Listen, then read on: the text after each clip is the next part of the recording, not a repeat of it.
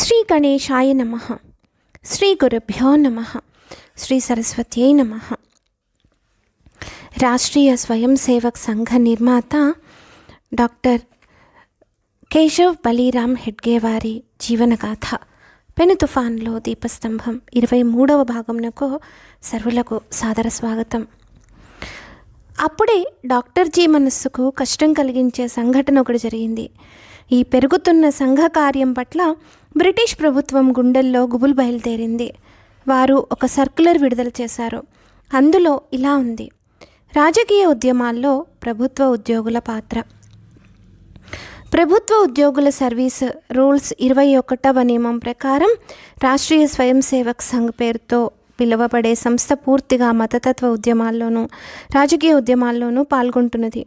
ఈ సంస్థ పెరుగుతున్న విషయాన్ని గమనించి ఈ సంస్థ కార్యక్రమాల్లో ప్రభుత్వ ఉద్యోగులు పాల్గొనడం వల్ల వారు ఉద్యోగం నిష్పక్షపాతంగా నిర్వహించడం సాధ్యం కాదని ప్రభుత్వం నిర్ణయానికి వచ్చింది.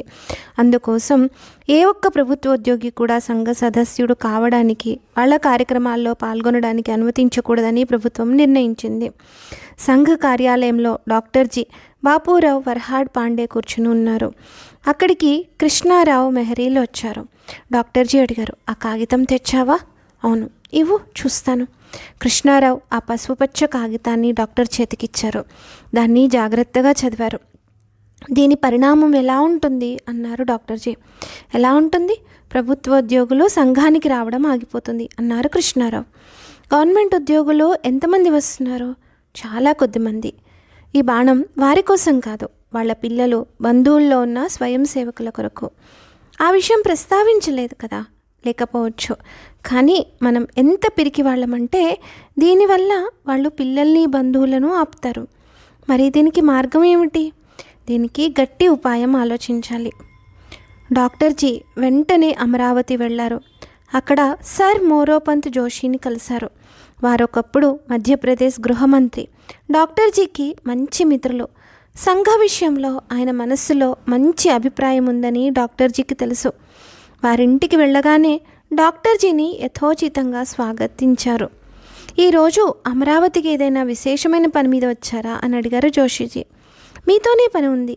ఈ సంవత్సరపు నాగ్పూర్ శాఖ సంక్రాంతి ఉత్సవానికి మీరు అధ్యక్షులుగా రావాలని నాగ్పూర్ స్వయం సేవకులు కోరుతున్నారు అన్నారు డాక్టర్ జీ. వస్తాను అని ఒప్పుకున్నారు జోషిజీ. కానీ ప్రభుత్వం ఒక సర్క్యులర్ జారీ చేసింది. దానివల్ల ప్రభుత్వోద్యోగులు సంఘానికి రావడానికి వీల్లేదు. అవును, ఆ సర్క్యులర్ నేను చూశాను. అది గవర్నమెంట్ పిచ్చితనం. ఆ సర్క్యులర్ చదివి నాకు ఆశ్చర్యం కలిగింది. మధ్య ప్రాంత సర్కారు ద్వారా ఇంత అవివేకమైన సర్క్యులర్ ఎలా జారీ అయిందా అని. మేము సంఘం పేరుతో ఏదైనా రాజకీయ ఉద్యమం చేపట్టామా, లేదా హైందవేతరుల మీద ఎక్కడైనా కొట్లాటలు జరిపామేమో చూపించుండని మేము సర్కారుకు ఛాలెంజ్ చేస్తాం. ఒక సమాజం ఇంకొక సమాజానికి వ్యతిరేకంగా ఏదైనా చేస్తే దాన్ని కమ్యూనల్ అనవచ్చు. కానీ ఇతరులను ద్వేషించకుండా తమ సమాజం బాగు కొరకు వాళ్ళని సంఘటితం చేస్తే అది కమ్యూనల్ ఎలా అవుతుంది? డాక్టర్ జీ, మీరు దాన్ని గురించి ఏమీ చింతించకండి. నేను ఈ విషయాలన్నీ నా ఉపన్యాసంలో ప్రస్తావిస్తాను. అయిపోతుంది కదా అన్నారు. సంక్రాంతి ఉత్సవంలో అధ్యక్ష స్థానం నుండి సర్ మోరోపంత్ జోషి సర్కార్ను బాగా నిలదీశారు. ఇలాంటి ఉత్తర్వుల వల్ల సంఘం ఆగిపోదు, పైగా అది బలపడుతుందని నా విశ్వాసం అన్నారు. డాక్టర్ జీ దీంతో ఆగలేదు. సంఘ్ ఉగాది ఉత్సవంలో అధ్యక్షుడిగా ఉండడానికి అప్పటి ఒకనాటి మధ్య ప్రాంత గవర్నర్ గౌరవనీయులు ఎస్బి తాంబేను ఆహ్వానించారు. వారు చాలా సంతోషంగా ఒప్పుకున్నారు. తమ ఉపన్యాసంలో వారు ఇలా అన్నారు: సర్కారు ఎలా కావాలంటే అలా ఉత్తర్వులు జారీ చేయొచ్చు. సంఘ్ లేదా సంస్థ సంపూర్ణంగా హిందుత్వం కోసం పనిచేసే సంస్థ. అంతేకాదు, రోజువారీ రాజకీయాల నుండి పూర్తిగా దూరంగా ఉంది. తమ సమాజం పట్ల ప్రేమ ఉన్న వారందరూ సంఘానికి వెళ్ళాలి అని అన్నారు. డాక్టర్ జీ మార్చి 25 నాడు వ్రాసిన ఉత్తరంలో తన ఆరోగ్యం గురించి ఇలా రాశారు: 2 నెలలు డాక్టర్ హర్దాస్ దగ్గర మందు తీసుకున్న తర్వాత కూడా కొద్దిగా శ్రమ చేసిన అలసట, ఆయాసం వస్తుంది. ఆ బాధ ఇంకా అలానే ఉంది అని. ఇదే సమయంలో ఉమరేడ్కు చెందిన భయ్యాజీ దాణేకు వ్రాసిన ఉత్తరంలో ఈ విషయం ఇంకా స్పష్టంగా తెలుస్తున్నది. ఈ ఉత్తరం చూస్తే డాక్టర్ జీ తన, మన ప్రాణం సంఘం వృద్ధి కొరకు ఎలా ఆహుతి అవుతున్నాయో స్పష్టంగా అర్థమవుతుంది. వారు వ్రాశారు. ఈరోజు సంఘానికి 125 శాఖలున్నాయి. దానిలో 12,000 మంది స్వయం సేవకులు, దేశభక్తుల శిక్షణ పొందుతున్నారు. నాగ్పూర్ జిల్లా అసంఘటితంగా ఉంటే ఇంత పెద్ద భవనం పడిపోవడానికి ఎక్కువ సమయం పట్టదు. ఈ విషయం మనసులో తలుచుకున్నప్పుడల్లా చాలా దుఃఖం కలుగుతుంది. దాన్ని ఈ ఉత్తరంలో వర్ణించడం అసాధ్యం. మీరు ఈ పని చేయకపోతే మీరు నాకు సంఘ కార్యం నుండి విశ్రాంతి తీసుకోవడానికి అనుమతి ఇవ్వండి. ఇది నా చివరి మనవి అని. ప్రభుత్వ ఉద్యోగులు సంఘంలో పాల్గొనకుండా నిషేధిస్తూ జారీ చేసిన ఉత్తర్వును అనుసరించి దాని వెంటనే స్థానిక సంస్థలు కూడా ఇలాంటి ఉత్తర్వులే జారీ చేసి నిర్బంధం విధించాయి. స్థానిక సంస్థల ప్రతినిధులకు ఈ ప్రభుత్వ జోక్యం ఏమాత్రం నచ్చలేదు. వారిలో కొందరు సంఘం అంటే ఉదాసీనంగా ఉండేవారు, మరికొందరు వ్యతిరేకించేవారు కూడా ఉన్నారు. కానీ ఏదో సాధారణ గురువుగారి శిష్యుడు లాంటి వారు కాదు డాక్టర్జీ. వారు ఎలాంటి ఆట ఆడారంటే ప్రభుత్వం తమ దంతాలతో తమ పెదవులను కొరుక్కున్నట్టయింది. మార్చి 3వ తేదీన శాసనసభ సమావేశాలు ప్రారంభమయ్యాయి. అప్పటి మధ్య ప్రాంతం గృహమంత్రి గౌరవనీయులైన శ్రీ రాఘవేంద్రరావు ఈ ఉత్తర్వు విషయంలో ఏమీ సమాధానం ఇవ్వలేకపోయారు. శ్రీ కాశీ ప్రసాద్ పాండే అనే సభ్యుడు గృహమంత్రిని ఒక ప్రశ్న అడిగాడు. సర్కారు మాజీ మంత్రి సంఘ ఉత్సవాల్లో అధ్యక్షులుగా పాల్గొన్నారనే విషయం ప్రభుత్వానికి తెలుసా? నాకైతే ఇప్పుడే తెలుస్తున్నది అన్నారు వారు. పాండే మళ్ళీ అడిగారు, సిఐడిలో మీకు రిపోర్ట్ పంపరా? బహుశా వచ్చి ఉంటుంది. కానీ గవర్నమెంట్ ఉద్యోగులు ఒక నిషేధిత సంస్థలో అధ్యక్ష స్థానం గ్రహించడం నాకు చాలా అయోగ్యంగా అనిపిస్తుంది అన్నారు. ప్రభుత్వం సంఘను ఎప్పుడు నిషేధించింది? ఈ ప్రశ్నకు సమాధానం కొరకు ముందుగా సూచన ఇవ్వాలి. మాననీయ బాబాసాహెబ్ ఖాపర్దే అన్నారు, సర్కారుకు సంఘ కార్యక్రమంలో ఏది చేయకూడని పని అనిపించింది? సంఘ నాయకుల ప్రసంగాల ద్వారా సంఘం నాజీలను అనుసరిస్తోంది అని అనిపించింది. సంఘ సూత్రధారులెవరు? ఒకరు డాక్టర్ హెడ్గేవార్, మరొకరు డాక్టర్ ముంజే. సంఘ ఉద్యమంలో సర్కారుకు ఆక్షేపణీయంగా ఉన్న విషయం ఏమిటి? సంఘచాలక ఉపన్యాసాలు. దాన్ని మీరు రుజువు చేస్తారా? డాక్టర్ హెడ్గేవార్ నాగ్పూర్ ఉపన్యాసాలు. దాంట్లో ఏ భాగం మీకు ఆక్షేపణీయంగా ఉంది? దీనికి రావు గారు సమాధానం చెప్పలేకపోయారు. అప్పుడు అధ్యక్షులు అన్నారు, ఈ విషయం మీద మళ్ళీ చర్చిద్దాం. ఈ సంఘం ఎప్పుడు ప్రారంభమైంది? 1918లో. సంఘ విషయంలో అభ్యంతరాలు పెట్టడానికి ఇన్ని సంవత్సరాలు పట్టిందా? ప్రభుత్వానికి ఇప్పుడిప్పుడే అర్థమైంది. సర్కారు ఇలాంటి ఉత్తర్వులను స్థానిక స్వపరిపాలన సంస్థలకు కూడా పంపారా? అవి ఉత్తర్వులు కాదు, కేవలం సలహా మాత్రమే. మార్చి 7వ తేదీ నాడు డాక్టర్జీ పూర్వ ఉపాధ్యాయుడు, శాసన మండలి సదస్యుడు, భండార్కు చెందిన బాబాసాహెబ్ ఖోల్తే ప్రభుత్వ చర్యను విమర్శిస్తూ సభలో ఒక కోత తీర్మానం ప్రవేశపెట్టారు. దానిలో వారు ఇలా అన్నారు, కమ్యూనల్ అంటే ఏమిటి అసలు? ఈ విషయంలో ప్రభుత్వానికి స్పష్టమైన అభిప్రాయం లేదు. సమాజం ఉన్నతి, యువకుల శారీరక దారుఢ్యం, వారిలో అనుశాసనం, ఈ 3 ఉద్దేశాలతో సంఘం పనిచేస్తుంది. ఈ 3 విషయాల్లో సర్కారుకి ఏం అభ్యంతరం ఉంది? ఇవి ప్రతి సమాజానికి ప్రకృతి సిద్ధమైన హక్కులు. ఈ కోత తీర్మానం మీద అనేక సభ్యుల ఉపన్యాసాలు జరిగాయి. శ్రీ ఖోల్తేకు సమాధానమిస్తూ రప్టన్ అనే మంత్రి అన్నారు, సంఘధ్యేయం కేవలం హిందువులదే హిందుస్థానీ అని. ఇది సంకుచితం మరియు కమ్యూనల్.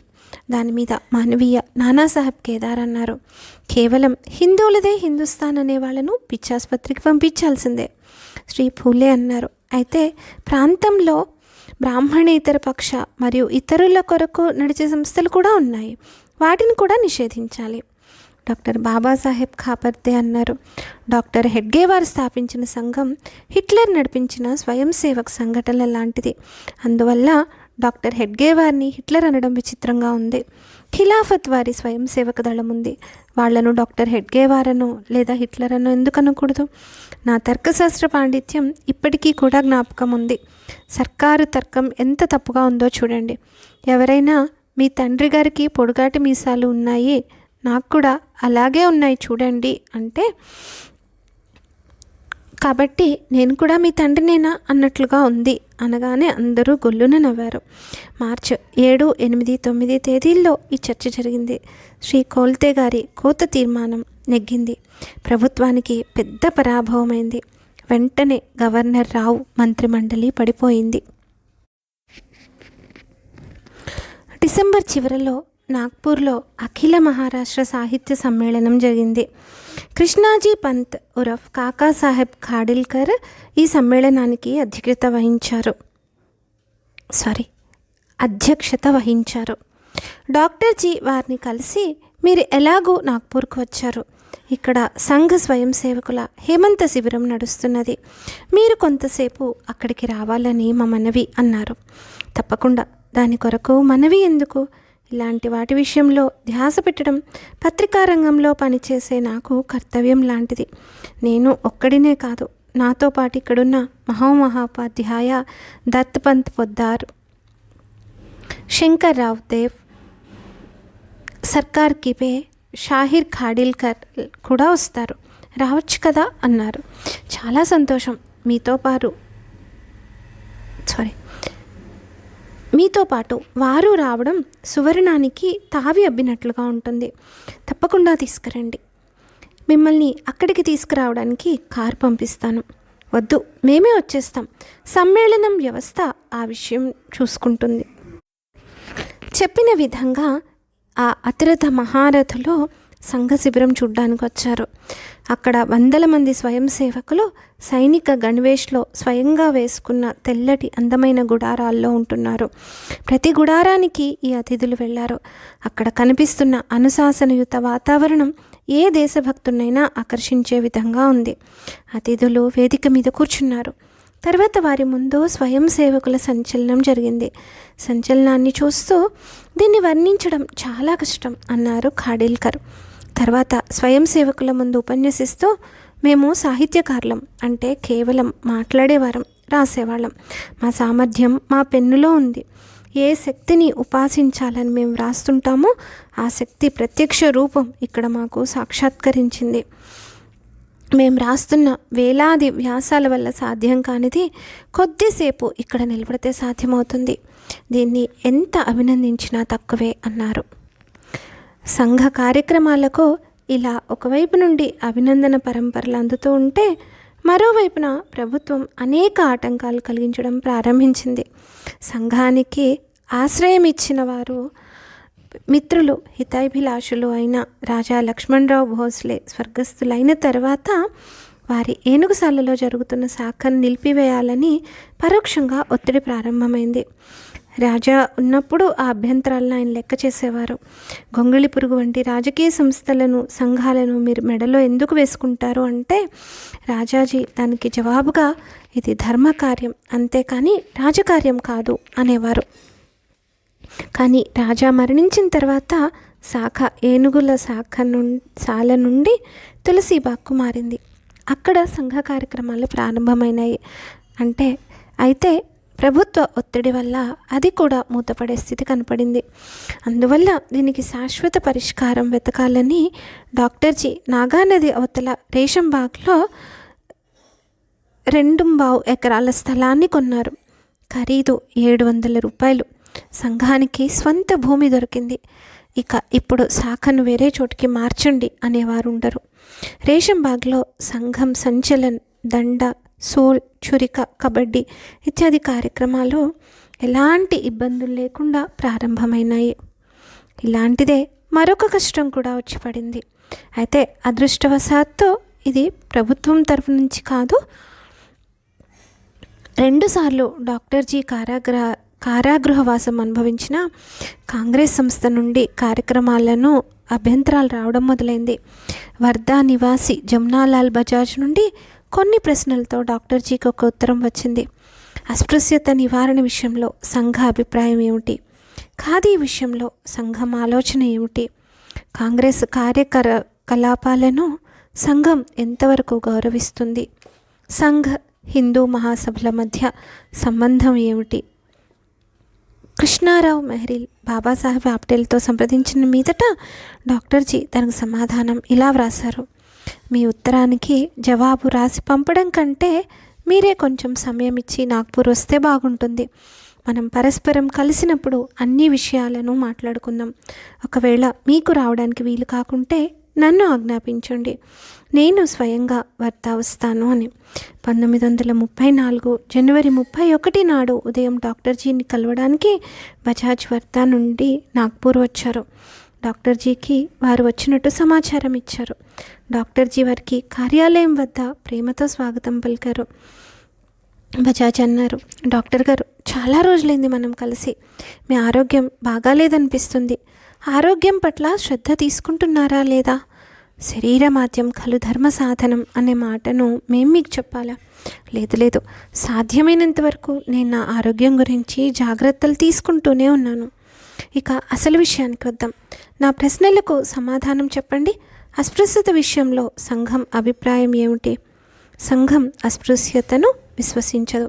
సమాజంలో అస్పృశ్యులున్నారని సంఘం భావించదు. రెండో ప్రశ్న, ఖాదీ విషయంలో సంఘం ఆలోచన ఏమిటి? అవకాశం ఉన్న వారందరూ ఖాదీ ధరించాలి. అయితే మన దేశం ఇల్లుల్లో తయారయ్యే బట్టను సంఘం బహిష్కరించదు. ఎందుకంటే ఈ మిల్లుల్లో పనిచేసే కార్మికులు ఈ దేశ పౌరులు. మిల్లు బట్టను బహిష్కరించడం అంటే ఆ కార్మికుల పొట్టను కొట్టడమే అని సంఘ అభిప్రాయం. కాంగ్రెస్ కార్యక్రమాల్లో పనిచేసే విషయంలో సంఘ ఏ రాజకీయ సంస్థలోనైనా పనిచేయడాన్ని నిషేధించదు. వ్యక్తిగతంగా అందరికీ స్వేచ్ఛ ఉంటుంది. నేను కాంగ్రెస్ కొరకు కారాగారవాసం అనుభవించాననే విషయం మీకు తెలుసు. మా అప్పాజీ జోషి ప్రాంత కార్యవర్గంలో సభ్యుడు. అయితే ఒక్క విషయం, కాంగ్రెస్ విధానాలు కొన్ని మాకు అర్థం కావడం లేదు. కొన్ని విషయాల్లో మాకు భిన్నాభిప్రాయాలు ఉన్నాయి. మంచిది. సంఘం హిందూ మహాసభ ఎలాంటి సంబంధం ఉంది? జమునాలాల్జీ, మీకు తెలిసే ఉండాలి, సంఘం హిందూ మహాసభ రెండు స్వతంత్ర సంస్థలు. ఎవరి అభిప్రాయాలు వారికి ఉన్నాయి. హిందూ మహాసభ రాజకీయ సంస్థ. సంఘానికి రాజకీయాలతో పని లేదు, సంబంధం లేదు. సంఘం రాజకీయాల నుండి దూరంగా ఉండాలని కోరుకుంటుంది.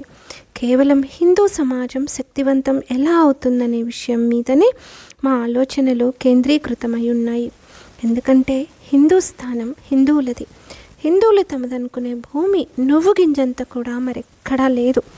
ఇతర సమాజాల వారికి వాళ్ళ దేశాలు ఉన్నాయి, రాజ్యాలు ఉన్నాయి. కేవలం హిందువులకే ఇంకెక్కడా స్థానం లేదు. కాబట్టి వారు ఈ దేశంలో సమర్థవంతంగా గౌరవంగా జీవించాలని సంఘం అనుకుంటోంది. సంఘం ఏమిటో తెలుసుకోకుండానే కాంగ్రెస్ సంఘం మీద ఆరోపణలు చేస్తున్నదనేది మా ఆరోపణ. అంతేకాదు, మేమంతా ఒకే మాట మాట్లాడతామని, మా అనుశాసనం పదం పదం కలుపుతూ నడవడం, ఒకే రకంగా ప్రవర్తించడం లాంటి విషయాలు నచ్చక కాంగ్రెస్ మమ్మల్ని ద్వేషిస్తుంది.